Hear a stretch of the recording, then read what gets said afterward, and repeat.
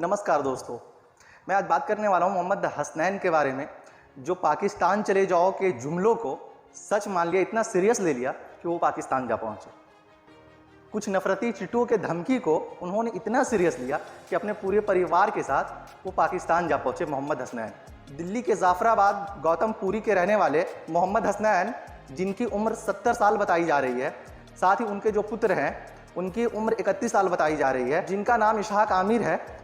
वो इस वक्त कराची में मौजूद है और कराची के अंदर शेल्टर की तलाश में, अपने घर की तलाश में है।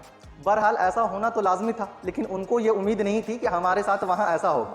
उन्होंने तो ऐसी उम्मीद की होगी कि हमारे लिए वहाँ रेड कारपेट बिछेंगे, हमारी फूलों से स्वागत होगी, लोग हमारी वेलकम करेंगे, बट ऐसा नहीं हुआ, क्योंकि इसके लिए आपको अंजू या तो सीमा होना पड़ता है। आप इसहाक या हसनैन होकर इसकी उम्मीद नहीं कर सकते हैं।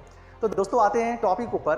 दिल्ली के गौतमपुरी के रहने वाले मोहम्मद हसनैन ने अपने बेटे के साथ दुबई जाते हैं। अपने पड़ोसियों को ये बतलाते हैं कि हमारे बेटी की वहाँ पे जॉब लग गई है, इसीलिए मैं जा रहा हूँ, 10-15 दिन वहाँ पे मैं ठहरूंगा, उसके बाद मैं वापस आ जाऊँगा।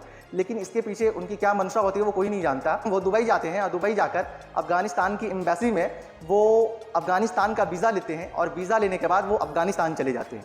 और अफगानिस्तान जाकर वो कंधार से 60,000 रुपये देकर किसी आदमी को वो पाकिस्तानी बॉर्डर को क्रॉस कर लेते हैं और क्रॉस करने के बाद वो पाकिस्तान के कोयटा से किसी टैक्सी वाले को 30,000 रुपये देकर वो पाकिस्तान के कराची पहुंच जाते हैं। और कराची जाने के बाद वो होटल की तलाश करते हैं, वो किसी घर की तलाश करते हैं, लेकिन उन्हें कहीं ना तो होटल मिलता है, ना ही कोई उनकी हेल्प करते हैं वहाँ।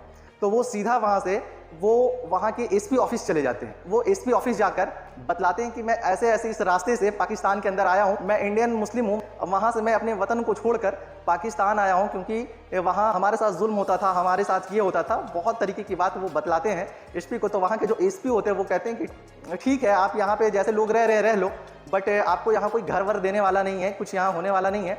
मुझे ऑर्डर आएगा तो मैं आपको अरेस्ट भी कर लूँगा और फिर बाद में डिपोर्ट भी कर दूँगा। तो ये सुनकर ये कहते हैं कि मैं पाकिस्तान में मरने के लिए आया हूँ, इन्हें और कोई कंट्री नहीं मिली तो पाकिस्तान जैसे। अरे भाई, मतलब यार आप पाकिस्तान जा रहे हो, सोचो दुनिया में पाकिस्तान की क्या इमेज है, क्या फ्यूचर है पाकिस्तान की। बट इनका जो मैटर है यही समझ सकते हैं, उसमें कोई और तो कुछ कह नहीं सकता है। इन्हें कम से कम सोचनी चाहिए, भाई इंडिया अगर छोड़ के कहीं जा रहे हो तो कुछ अच्छे फ्यूचर के लिए कोई और कंट्री जाना चाहिए। पाकिस्तान क्या है? पाकिस्तान की खुद फ्यूचर है, कोई कुछ फ्यूचर नहीं है उसकी। जिस कंट्री की खुद फ्यूचर नहीं है, जहाँ पे पहले से लोग, वहाँ के लोग अपने देश को छोड़ना चाहते हैं, आप उस देश में गए हैं, ये बहुत ही कायराना और आप बुज़दिल लोग हैं। हालांकि इंडिया में इनका एक अच्छा बैकग्राउंड था, जिस पोजीशन पे थे। बताया जाता है कि इंडिया के अंदर इनकी एक अपनी पार्टी है। इंडिया में ये इलेक्शन भी लड़ चुके हैं। ये दिल्ली विधानसभा से 2013 में इलेक्शन लड़े हैं, फिर लोकसभा के 2014 की भी इलेक्शन ये लड़ चुके हैं। मतलब यार, इस पोजीशन पे होने के बाद आप बता रहे हो कि इंडिया में, थोड़ी सी मुझे भी हैरत हो रही है। पाकिस्तान जाने का तो कोई सवाल ही पैदा नहीं होता। मतलब यार, उस कंट्री में गए जिस कंट्री की फ्यूचर खुद ही नहीं है, वहाँ लोग आटे के लिए लाइन में खड़े होते हैं। ऐसे कंट्री जिसकी खुद की लोगों के ऊपर पैसे खर्च करने के लिए पैसे नहीं है।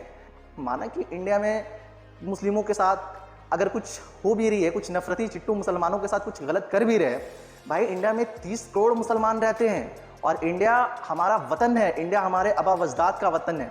हिंदुस्तान आपके बाप का मुल्क है, हिंदुस्तान में आपके पूरे ख़ानदान हैं, पूरी लोग हिंदुस्तान में। आप हिंदुस्तान को, यार ये तो कायरो वाली बात हो गई ना कि हिंदुस्तान छोड़कर आप गए हो। तब हिंदुस्तान छोड़ने की तसव्वुर, हाँ, हिंदुस्तान में अगर थोड़ी जुल्म हो रही है तो आप यार उसकी मुकाबला करो, उससे आप कानूनी तौर पे, राजनीतिक तौर, पॉलिटिकली आप उससे मुकाबला कर सकते हो। ऐसे नहीं कि आप हाथ खड़े करके अपने घर को छोड़कर कहीं चले जाओ। ये होता है? ये नहीं होता है। बहरहाल इन्होंने ये फैसला लिया है और वहाँ जाने के बाद ये कहते हैं कि मुझे यहाँ चैन से मरना है, मैं यहाँ मरने के लिए आया हूँ, क्योंकि मैं इंडिया में मरता तो मुझे डर है कि मुझे जला दिया जाता। भाई कितनी हैरत वाली बात हो रही है। ठीक है, इंडिया की तो इतनी हालात ख़राब नहीं है जैसे तुम बता रहे हो। अब भाई हिंदुस्तान में लोग रहते हैं, बहुत अच्छे से रहते हैं। अगर छोटी सी चीज़ को आप इस तरीके से ये बड़ा बनाकर जाकर किसी कंट्री में आप दिखा रहे हो, वो भी वैसे कंट्री को जिसकी खुद कोई औकात नहीं है, अब वो आपको क्या करेंगे? वो तो आपकी दुश्मन है, ये तो सोचना चाहिए। वो आपकी दुश्मन मुल्क है, वहाँ तो आपको नहीं जाना चाहिए। बहरहाल इनकी खुद की ये सोच थी, फैसले थी, जो भी थी, बहुत ही गिरी हुई नीच सोच थी, नीच हरकत थी। ऐसा तो इनको खुद ही पता चल जाएगा कि मैं कहाँ आया हूँ, कैसे जगह पे आया हूँ। इन्हें कुछ टाइम बाद वहाँ पे पता चल जाएगा और इनका कुछ होने वाला नहीं है वहाँ पे। और एक ना एक दिन ये खबर आएगा कि इन्हें गोली मार दिया गया या इन्हें ख़त्म कर दिया गया या किसी भी तरीके से, क्योंकि पाकिस्तान की जुल्म तो सब कोई जानते हैं, वहाँ क्या क्या